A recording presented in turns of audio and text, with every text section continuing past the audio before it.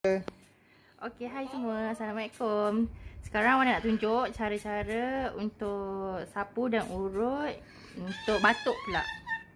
Kalau batuk yang berlarutan, cara-cara nak sapu dia Okey, mula cek dulu, balik dan sapu kat dada.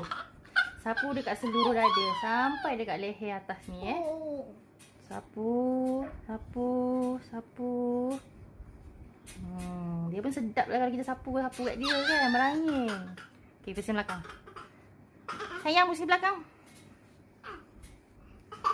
Baring. Oh. Okey. Cik lagi.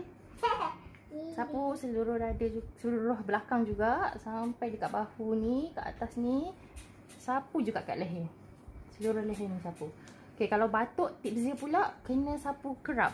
Maksudnya setengah jam sekali ataupun sejam sekali masa tengah teruk tu.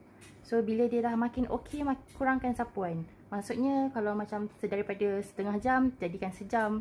Selepas dah okey tu, daripada sejam boleh turunkan kepada 4 jam sekali. Ikut kesesuaian anak. Alright. Dah siap.